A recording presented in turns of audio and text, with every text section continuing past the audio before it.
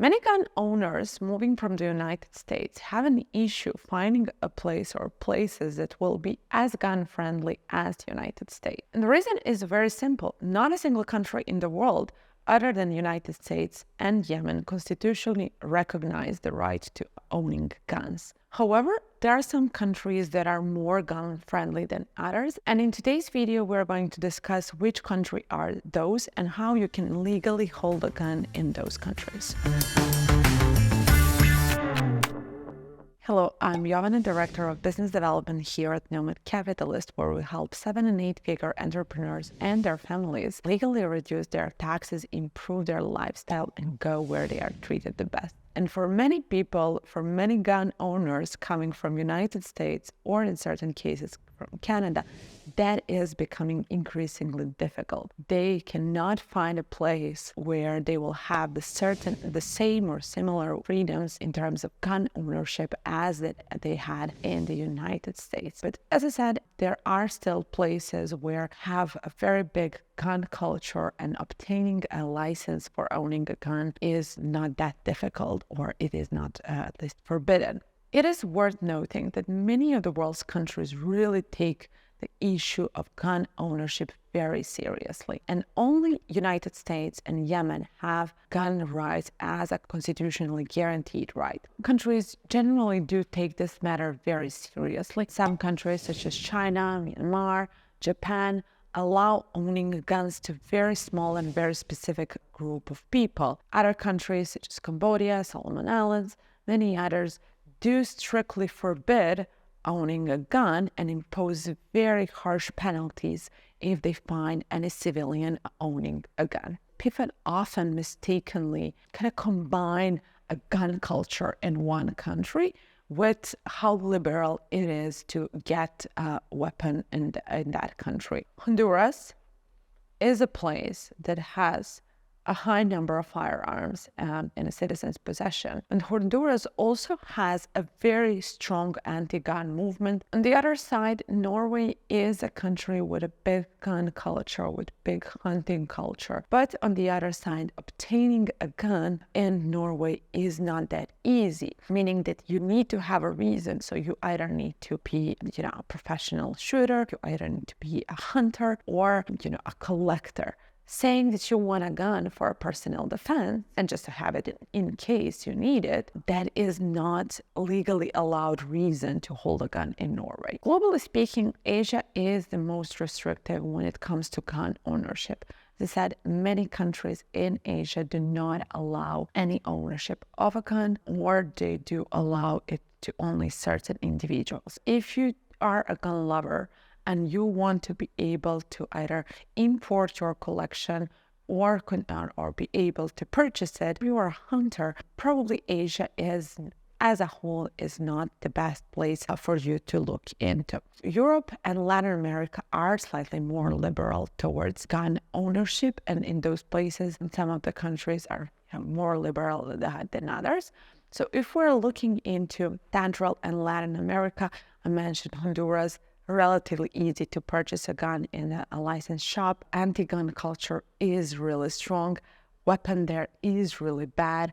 Usually, not legally imported into a country, so probably not the best place. Panama does not have a very strong gun culture as a country, but it is relatively easy to purchase a gun there, obviously with licensed agents. So you cannot purchase it in a random shop. You cannot purchase it in Walmart. There needs to be a specialized dealership. You can get a license to own a gun only with a background check, with a medical check. So they want to have your records of blood and your urine. That's something that will stay with them to have it on record on you in case of an accident, so that they can match it, and those are required for you to get before purchasing a gun. In case you purchase a gun, even with a licensed agent, without a permit to hold it, penalties, in this case a jail penalty, will be imposed to you. So in order to own a gun in Panama, you must have a legal residence.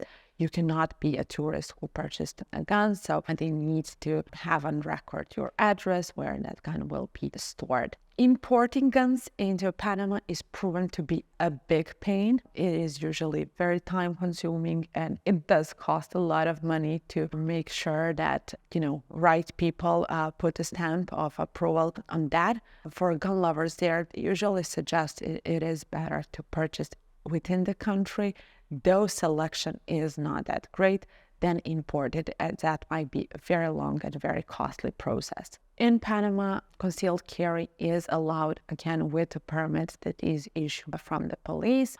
Open carry, as in many other countries, is strictly forbidden. Uruguay is another place that is very gun-friendly. Basically, anyone who is older than 18 can obtain a firearm license. In order to get a license, you'll need to pass a background check, a medical check, a capability check. So you will actually need to prove that you know how to handle a firearm. And besides that, you also need to provide a proof of financial stability. So firearm licenses are issued for 2 years, and the owner can own up to 8 guns on one license. So if you are a collector and you want more, you can ask for a special permit from a police department. Concealed or open carry is not allowed. Open carry is strictly forbidden. Concealed carry is allowed under certain circumstances, where basically you will need to ask a police for that permit.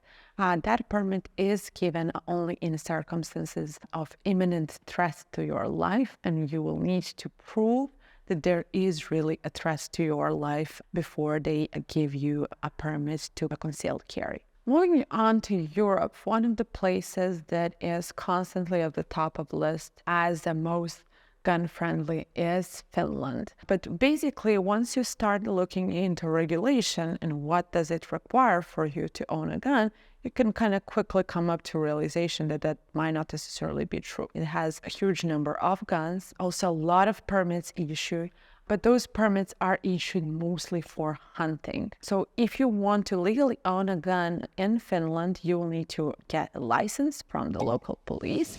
License needs to be get before purchasing your first piece of gun.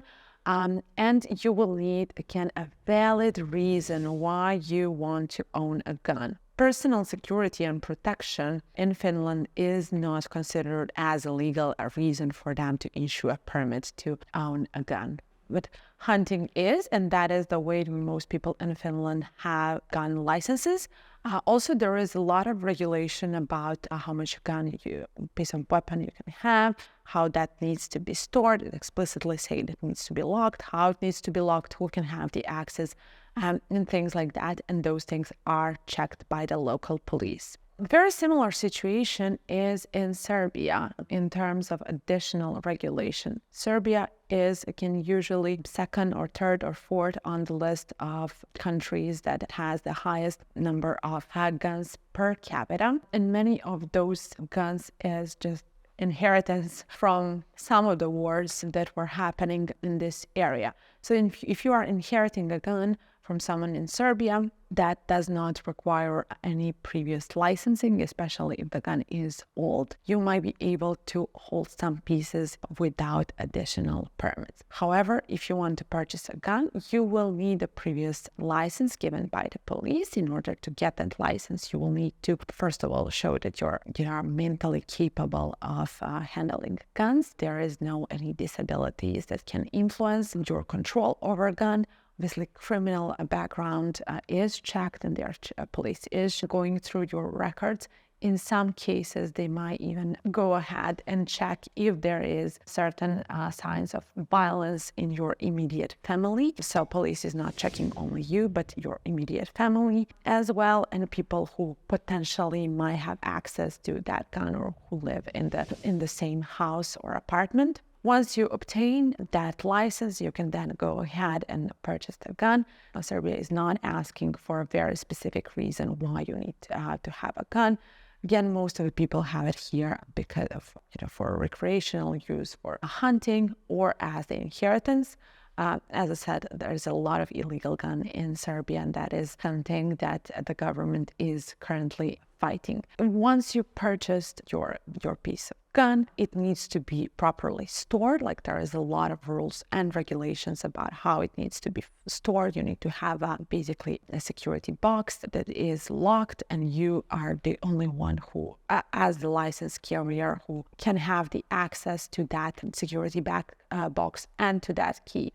What Serbian police likes to do is to occasionally check how the gun is stored. They might come to your place and ask to see the gun. And if you are not home, they might ask someone from your immediate family members. And as it goes in most of the cases, a family member will say, okay, it's police, we know where the key is, let's give them the key. And that is a reason you might lose a license or gun permit for that reason, because it is explicitly said that no one other than you can know where the key of your security box with gun is. Also, there are rules on how that is stored, so it cannot be loaded. If you are transporting your guns, that cannot be loaded as well. Open carry in Serbia is forbidden. Concealed carry is allowed only for certain professionals or with special permits, again, or with demonstrating that there is an imminent danger for your life. In these cases, you can carry a concealed weapon. Definitely, one of more liberal places to own a gun in Europe is Switzerland. Switzerland does have a big gun culture, given that military service was mandatory, and a lot of piece of gun is still in the possession of people who served military or who are currently going through a military, and it is commonly referred to as something that is going to be used in case someone dares to attack Switzerland. So again, everyone who passed the military service has a piece of gun. If you are a foreigner coming to Switzerland and you want to legally own a gun there, you can obtain those permits relatively easily compared to some other places. Open and concealed carry in Switzerland are allowed with certain permits. And so again, compared to many other places, those permits are in certain cases given to a slightly wider population. Let's say compared to Serbia, only very specific people like bodyguards and security service agents can have those permits. In Switzerland, it is slightly different. Also, there are certain types of firearms that can be bought even without permit. One of more liberal places in Europe, legally speaking, in terms of gun ownership, is Czech Republic, which really comes as a surprise for many, given that percentage of Czech population that owns a gun is not that strong. But due to historical reasons, those laws are very liberal. Obtaining a license in Czech Republic to possess a firearm is relatively easy, but it does involve a background check and a medical competence check, but you do not need to have those special reasons why you are purchasing a gun. Concealed carry is also allowed with permits, and you can concealed carry up to 2 guns at the same time. The good thing, as I said, is even this concealed carry permit can be obtained without declaring a reason why you need it. So you don't have to come up with some creative solutions or be enrolled in some, hunting membership clubs. You can just apply for that one, and it is usually relatively simply granted under the condition that your background check is clear and that you are medically capable of handling a gun. If this is something that influences your lifestyle and really makes your decision to move outside of US harder, Nomad Capitalist team can help you choose the right country for you that will obviously have matches with your finance, your citizenship, your residence, and can help you also handle this bureaucratic burden of obtaining those licenses.